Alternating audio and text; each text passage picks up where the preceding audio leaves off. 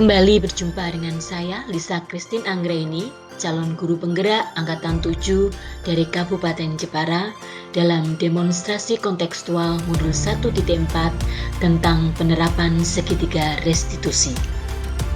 Restitusi adalah proses menciptakan kondisi bagi murid untuk memperbaiki kesalahan mereka sehingga mereka bisa kembali pada kelompok dengan karakter lebih kuat. Segitiga restitusi merupakan sebuah pendekatan yang dilakukan untuk melakukan restitusi. Terdiri dari 3 tahapan. Yang pertama adalah menstabilkan identitas. Pada bagian dasar segitiga ini bertujuan untuk mengubah identitas anak dari orang yang gagal karena melakukan kesalahan menjadi orang yang sukses. Pada bagian ini dapat dilakukan dengan menggunakan kalimat-kalimat berbuat salah itu tidak apa-apa, bahwa tidak ada manusia yang sempurna. Tahapan yang kedua adalah melakukan validasi tindakan yang salah, yaitu bahwa setiap tindakan yang dilakukan memiliki tujuan tertentu, yaitu untuk memenuhi kebutuhan dasar manusia. Pada tahapan yang ketiga, yaitu menanyakan keyakinan bahwa setiap tindakan yang dilakukan pada dasarnya karena termotivasi secara internal. Ketika identitas sukses telah tercapai pada tahap yang pertama dan tingkah laku yang salah telah divalidasi pada tahap yang kedua, maka anak akan siap untuk dihubungkan dengan nilai-nilai yang dia percaya dan berpindah menjadi orang yang dia inginkan.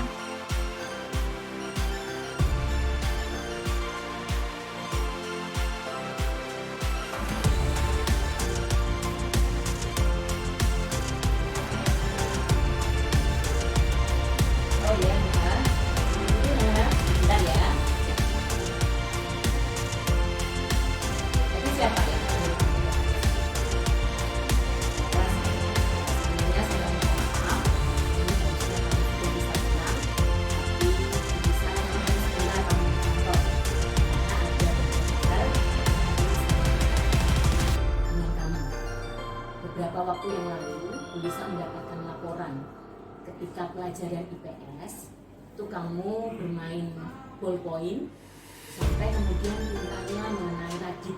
Betul begitu? Bisa menceritakan peristiwa yang terjadi sesungguhnya seperti apa?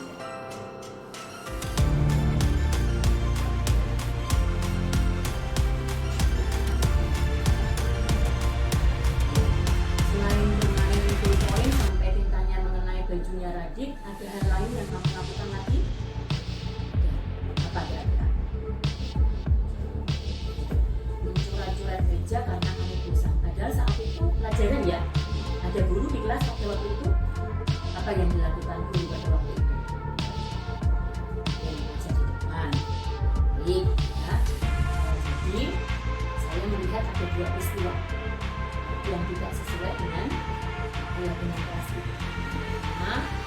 Kamu bermain tinta sampai mengotori bajunya lagi. Kemudian yang kedua, mencoret-coret meja, padahal ada guru yang bergerak. Saya tidak akan mencari siapa yang setiap orang itu pasti pernah berbuat salah. Tidak ada orang yang sempurna. Pasti kita semua pernah berbuat salah. Ibu memanggil kamu di sini supaya kita bisa bersama-sama untuk mencari solusi dari permasalahan yang timbul karena perilaku tadi.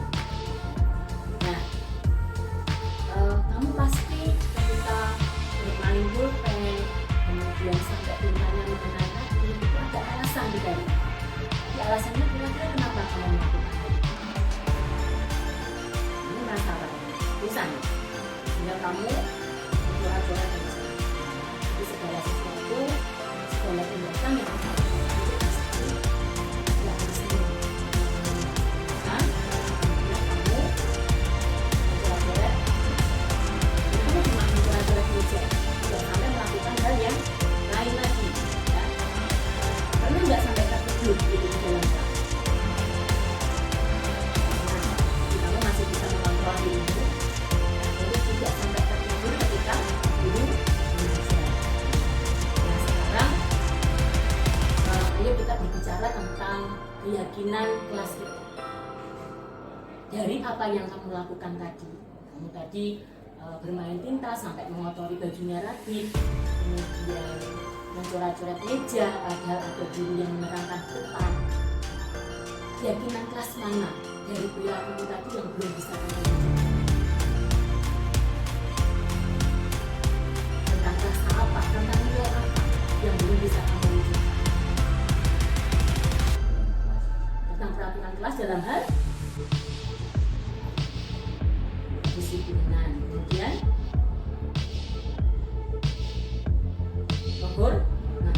menghormati ya. Kira-kira ketika kamu mencoret-coret meja sendiri ya, pada saat guru menerangkan menunjukkan rasa menghormati ya? Tidak ya, berarti kamu belum bisa mewujudkan bagaimana menghormati orang lain dan diri sendiri. Nah, tapi dengan melakukan itu kamu bisa nggak mengatasi rasa bosanmu ya? Kamu jadi merasa nggak bosan lagi kan? Pada waktu kamu mencoret-coret, terus kamu bermain tinta sampai mengenai bajunya Radit, meskipun kamu katakan kamu tidak sengaja, kamu bisa nggak mengatasi rasa bosan? Bisa. Jadi kamu jadi nggak bosan lagi pada waktu itu. Nah, padahal ya, sebetulnya kita itu bisa mengatasi rasa bosan dengan cara yang tidak merugikan orang lain. Kalau menurut kamu coba kira-kira caranya gimana supaya kita bisa mengatasi rasa bosan kita, tapi tidak harus merugikan orang lain. Yang kamu lakukan tadi kan merugikan orang lain, kan sampai bajunya Radit kotor. Kalau menurut kamu, bagaimana cara kita mengatasi rasa bosan, tapi jangan sampai merugikan orang lain? Kira-kira bisa ditempuh dengan cara yang bagaimana menurut kamu? Mengerjakan tugas yang diberikan daripada pemerintah tidak. Seandainya kamu gunakan untuk menulis poin-poin penting dari apa yang dikatakan itu bermanfaat atau tidak ya, mungkin kamu bisa mengatasi rasa bosanmu dengan tadi bukan poin-poin penting yang disampaikan oleh guru atlah dalam buku yang tidak tadi meja. Nah kemudian tadi yang pertama, kemudian yang kedua, bajunya tadi kan kotor kena tinta. Nah sekarang apa yang akan kamu lakukan untuk membersihkan noda tinta yang mengotori bajunya tadi? Kira-kira bentuk tanggung jawabnya bagaimana? Bersedia nggak bertanggung jawab Minuhan? Bersedia. Lalu kira-kira bagaimana bentuk tanggung jawab yang akan kamu lakukan?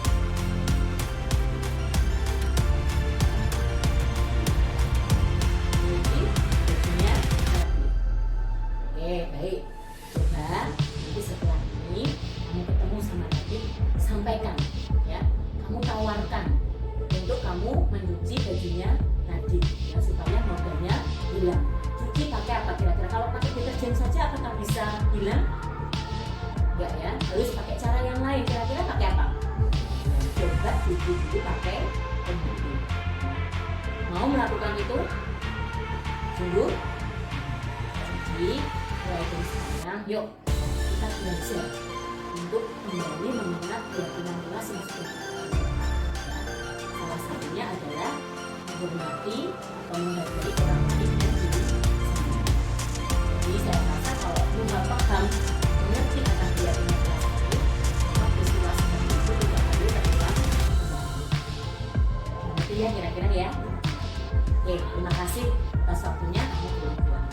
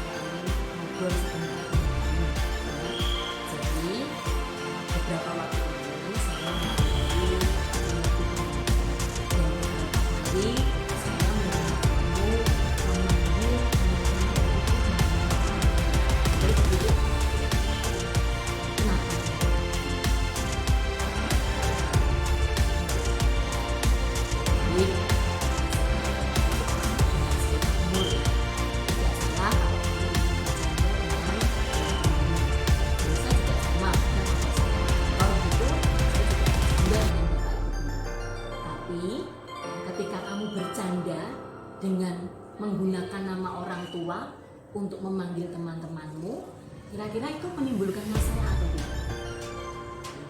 Menimbulkan masalah. Nah, kira-kira masalah apa yang bisa ditimbulkan dari perilaku itu?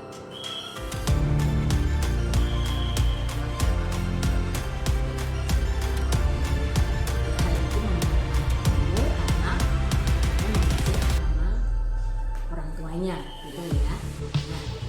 Nah, Arjuna, ya, saya tahu setiap perilaku itu ada alasannya. Ya.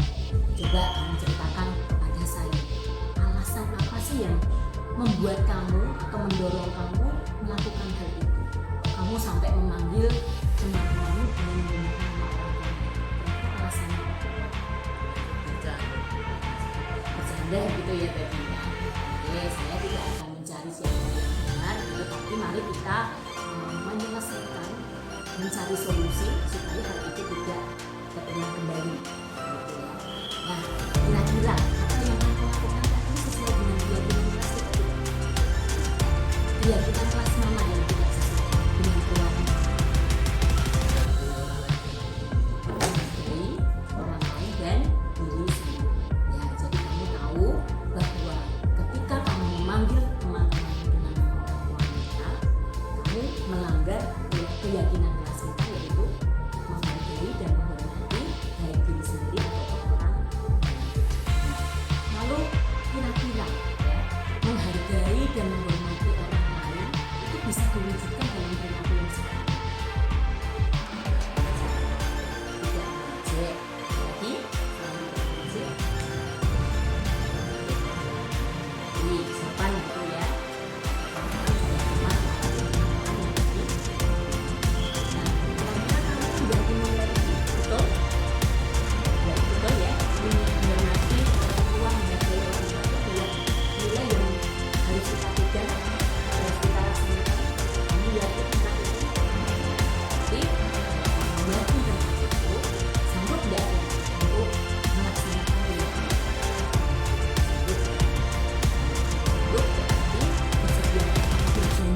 Untuk tidak mengulangi hal itu. Bersedia ya? Sejak kapan kira-kira? Mau dimulai sejak kapan kamu tidak akan atau berhenti memanggil nama orang tua untuk memanggil teman-teman? Saat ini sungguh ya. Oke. Baik Arjuna, kalau kamu sudah memahami tentang keyakinan kelas kita, saya katakan peristiwa seperti itu. Itu ya. Terima kasih kamu.